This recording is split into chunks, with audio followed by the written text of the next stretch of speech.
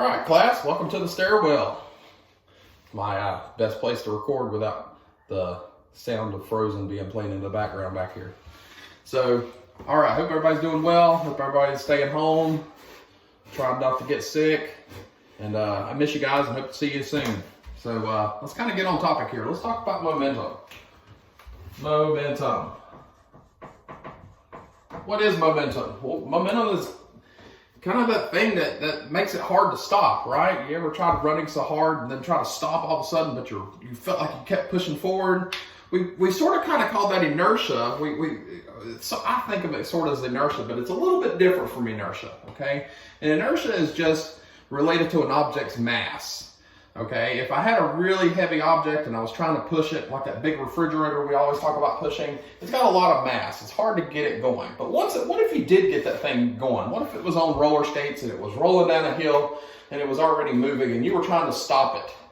How much effort would you need to put into stopping that thing? So what goes into momentum? Okay, first off, let's talk about the letter. We're going to give momentum a P. All right. Now, I told you momentum is kind of like inertia. So remember back, what was the unit we had that measured inertia? It was mass, right? So mass is going to be part of our equation. And think about that refrigerator. What would make it harder to stop or easier to stop? I could change the mass of the refrigerator. If I increase the mass, it would make it harder to stop. If I decrease the mass, it would be easier to stop. But there's also something else we could talk about. We can talk about the velocity of the refrigerator moving down the hill. So if I had a really fast moving refrigerator, it would make it harder to stop. A slower one would be easier to stop, right? So velocity has to be in there.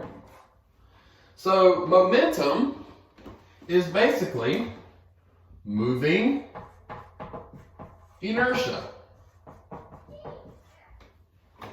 And its equation is just mass times velocity. Pretty simple, really. So, what is a mass? A mass is a kilogram. What is a velocity? A velocity is a meters times a second. So, that is the unit for momentum. It's a kilogram times a meter divided by a second. It doesn't have a funny name like a Newton. It just is what it is. So if you hear me say kilograms times meters per second, that's what I'm saying. Sometimes I'll say momentums. I don't know. I'm just kind of being silly with it.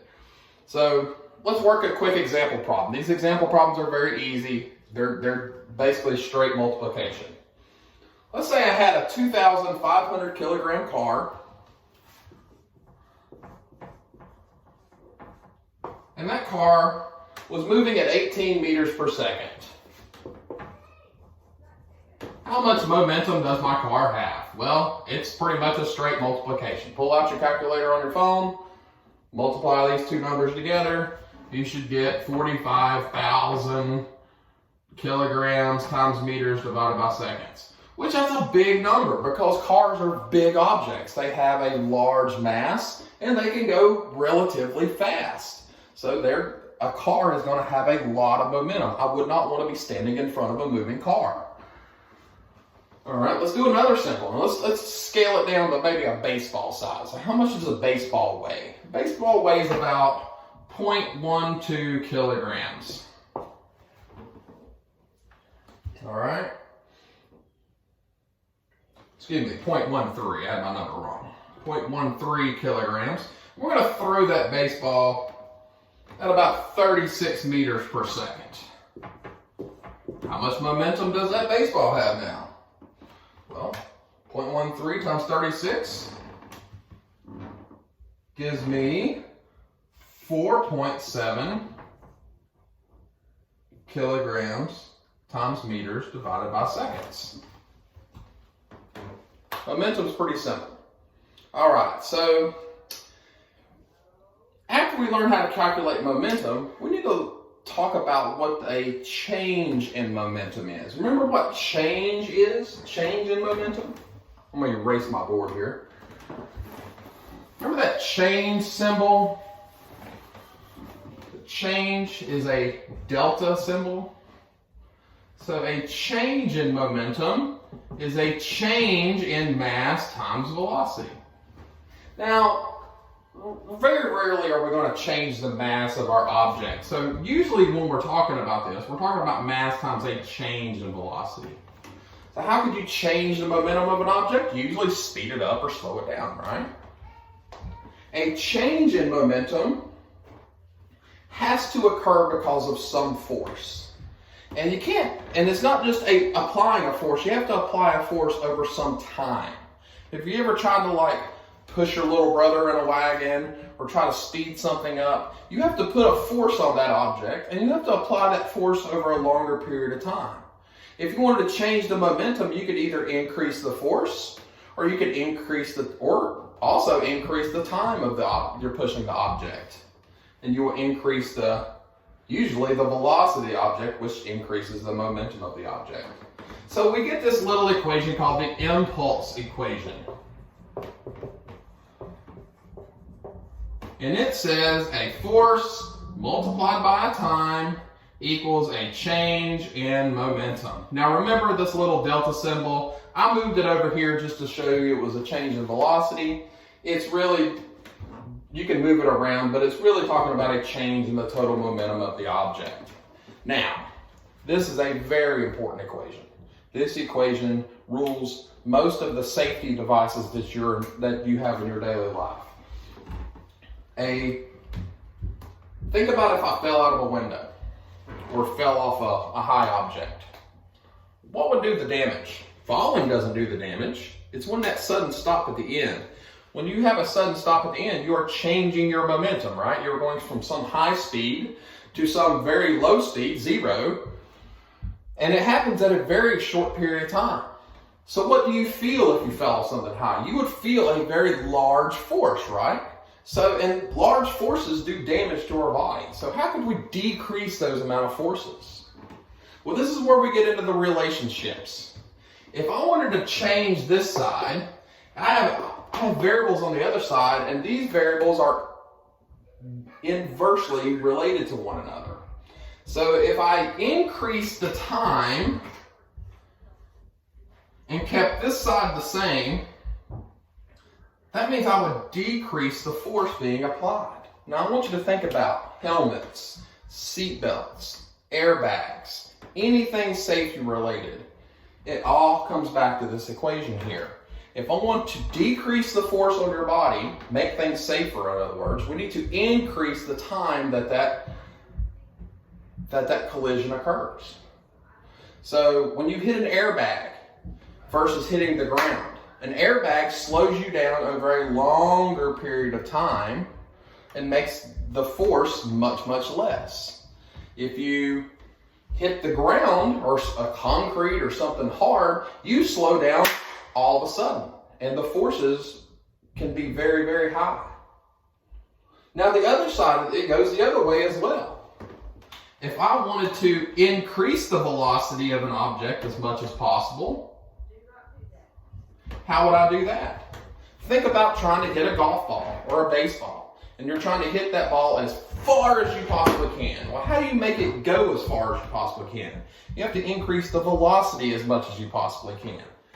How do you increase the velocity? Well, if I swing a golf ball, I only have so much force in my arms. So when I swing a golf club or a baseball bat, I can only apply so much force. How can you increase the velocity with only applying so much force? You can increase the time that you apply that force for. In sports, we call this a follow-through. So when you swing the golf club, you don't stop right when you hit. You follow through with your stroke. And that allows more time. Here's my golf club, here's my golf ball. It allows more time of contact between the golf club and the golf ball, or the baseball bat and the baseball. And the longer that time is, the bigger velocity change you're going to see. You're going to make it go faster. If you're into baseball, maybe you're not into baseball, but there's another scenario in baseball called bunting. In bunting, you don't swing the bat, you just hold the bat still. And it does the opposite. You decrease the time which makes a decrease in velocity, because in bunting, you don't want the ball to go very far. In fact, you want the opposite. You want it to just hit the bat and fall right there in front of the plate. So the impulse equation is something we're going to work with a lot this unit. There's some more example problems we have. Let me go to my next example problem. Erase my board here.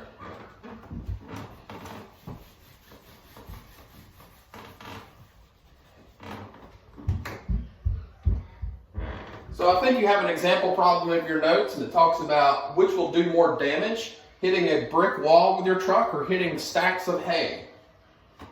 Pretty obvious answer, right? But here's what we would talk about. So if I wanted to, I'm going to draw my equation. Now obviously I cannot change the mass of my truck, okay? The velocity of my truck is going to go from whatever speed down to 0. That's going to happen in all cases. So we're not going to change anything on this side. So what can we change on this side to make that collision survivable? I mean, I don't know about you, but I don't want to hit a brick wall on my truck. I'd much rather hit the hay, right? So when I hit the hay, it takes me longer to stop, and that's going to make my forces decrease, okay?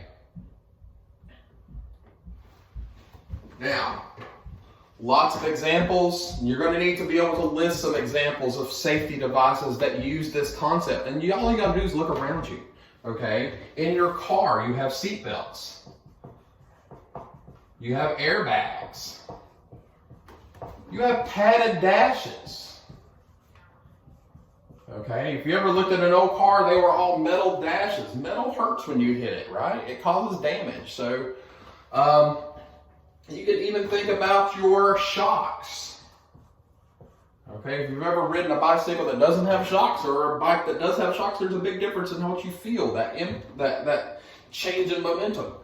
All right, boxing gloves. Boxing gloves change that impulse. That padding slows down that amount of force that you feel. And like I said, any kind of general safety equipment. So helmets of that sort, equipment, safety pads, think gymnastic mats, that kind of thing. You know, that's involving the impulse equation. So here's what I want you to do. Here's your challenge. It's time for the famous egg drop experiment, okay? So why do we do the egg drop? What is an egg drop? You might have even done this before. So this is kind of a fun one that a lot of your elementary school teachers might have done in the past. Your lab for this next week, is you're going to take an egg and you are going to build some type of device that protects your egg. Okay, so the egg is going to be like your head. You're going to build some type of device that you can drop this egg from a height. I'm going to let you determine what that height's going to be. And you're going to build some type of device that protects your egg.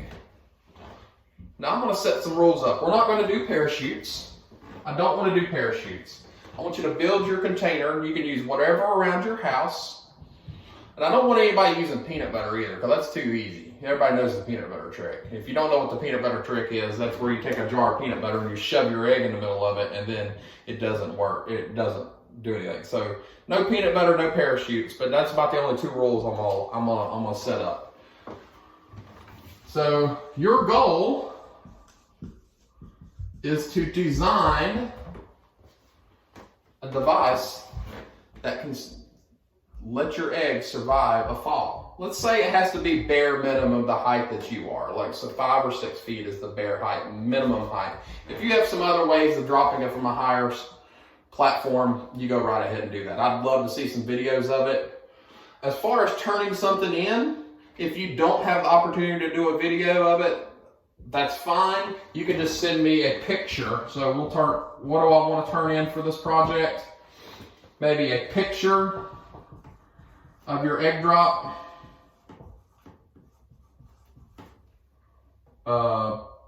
device or a video.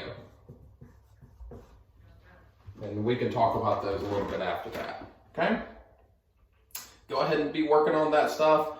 Do your notes.